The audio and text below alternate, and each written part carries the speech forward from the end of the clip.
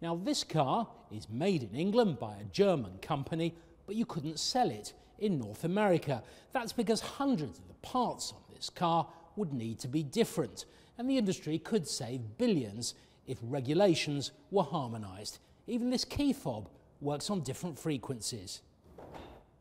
Well, let's have a word with the Chief Executive of the UK Society of Motor Manufacturers and Traders, Mike Hawes. It really all begins with the front end of the car, doesn't it? It does. If you look at this vehicle here, this is a car designed for Europe. So look at the front bumper. The bumper is designed to allow for any potential for pedestrian impact. So it's got special pedestrian protection measures in it. If this was the US, it would look very different. Indeed, in many states in the US, there's not even a requirement to have a front number plate there. So I said, look very different. Is that just because people don't walk around so much in the US? It is. There's a lot more, lot more congested urban areas in Europe. Then again, if we look at the headlights here, again, these are very different between the US and Europe. If it was the US light you were looking at then, the low beam would be further out and at the very top of the headlamp cluster. So all completely different parts? Absolutely. So manufacturers have designed totally different light clusters for Europe versus America. And it's different inside as well, isn't it? No, if you look inside the car, there are obviously some other differences as well.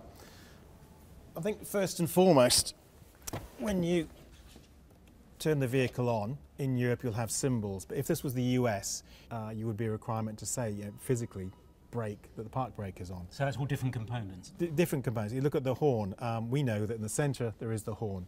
Again, in America it needs to be labelled to say horn. So again, in English, when you're making cars for Europe, given the complexity of languages, that's not required. And seatbelts? Seatbelts are quite different. There are still 2 states in America which don't require either the driver or the front passenger to actually wear a seatbelt when driving.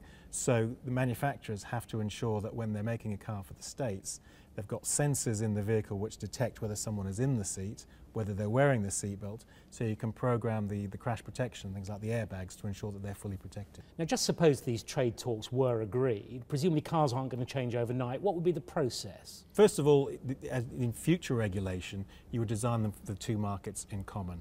For existing regulation, they'd be respected, and so that there'd be a lot of other manufacturers who, especially you look at the UK. The UK has a diversity of small manufacturers who can't access the the American market because the costs of entry, given the separate testing, is too high.